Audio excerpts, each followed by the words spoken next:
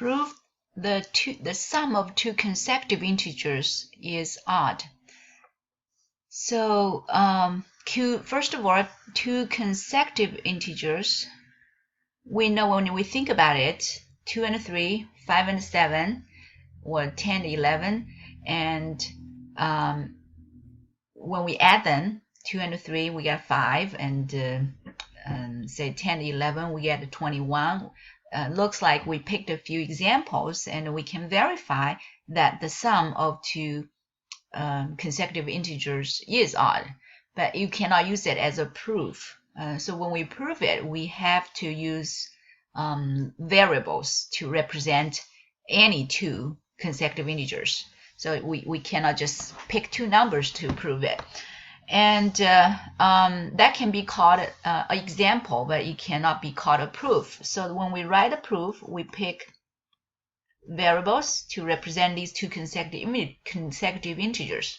But when we pick the two consecutive integers, of course we can pick A and B.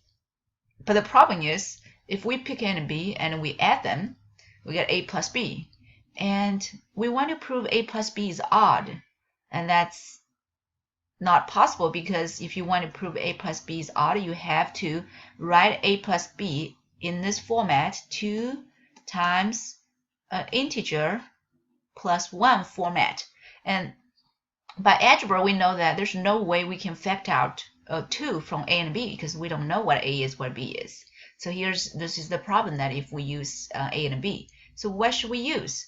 Well, we know that two consecutive integers, we know more than just A and B, because A and B actually just represents any two integers.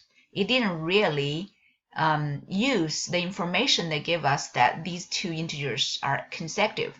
So if they're consecutive integers, we know that this bigger one is always 1 bigger than the previous one. And so if we call the first one A and the second one, A must be A plus 1. And when we add them, the sum, if we add these two, we get 2A plus 1. And we know A is here represents the first integer. So of course, this fits the format we want, 2 times the integer plus 1.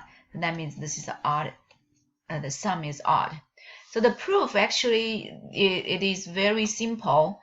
So this is our first proof. I'm going to show you a different proof to prove it by case by case. So we can let A and A plus 1 be two consecutive integers.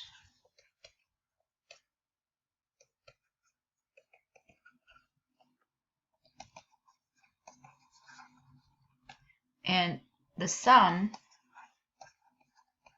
of them is A plus 1, which is equal to 2A plus 1. And which is odd. Okay, so this is the formal writing, and all that I showed you here, all that was just the thinking process.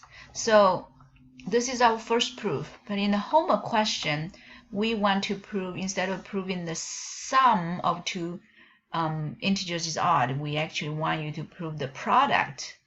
If you want to prove product, this solution will not work, because if you pick A and A plus 1 and multiply them, you're going to get A squared plus A.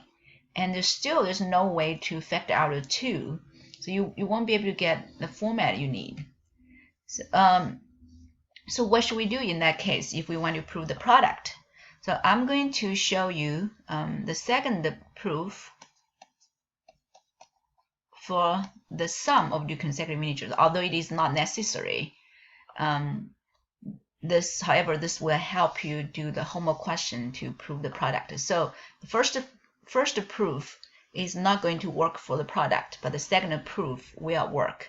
So instead of proving, pick A and A plus 1, I'm going to do two cases because, as we mentioned before, any integer is going to be either odd or even. And so I'm going to, so let's say we proved it by two cases. Case 1, let 2k be the smaller integer. Because when we have two consecutive integers, one of them is smaller and the other is one bigger than the smaller one. And when I pick a 2k, of course, we know 2k is an even integer. So let's mark here, k is the integer. And if 2k is the smaller integer, we know when we add 1 to it, we get 2k plus 1 is the bigger integer. And now we add them. So when we the sum, so the sum 2k plus 1,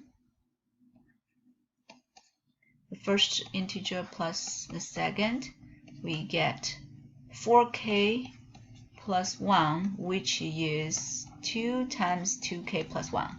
And that's what we need, the format 2 times an integer. So this is 2 times an integer plus 1 format. And we can say this is odd. Okay, but in the first case, I assumed that the smaller integer is even, but it does not always happen. The first integer could be 3 and 4, which is odd. So we have to do the second case, case 2. Let 2k plus 1 be the smaller integer.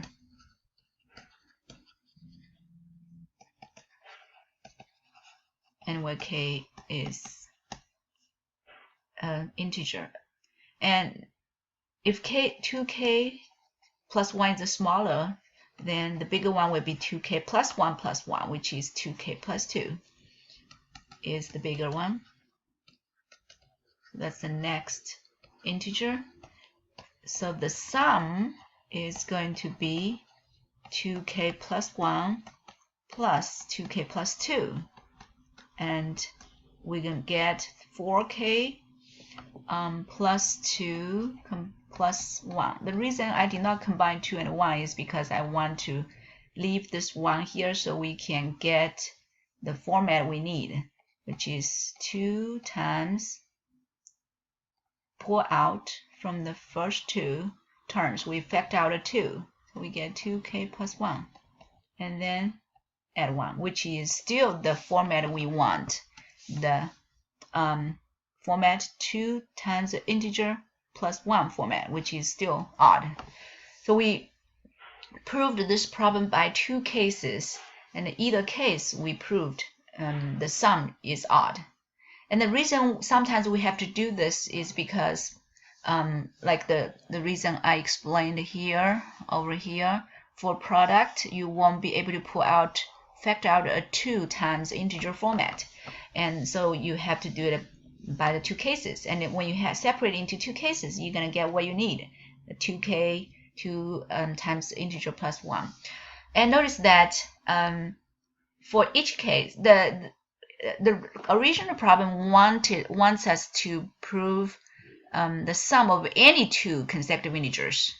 And we did prove any two because the first integer, it's either even. If it's even, then the first integer is 2k, or it's odd.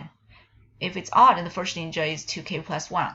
So we did not miss any case. So when we do the proof, make sure you cover all the cases.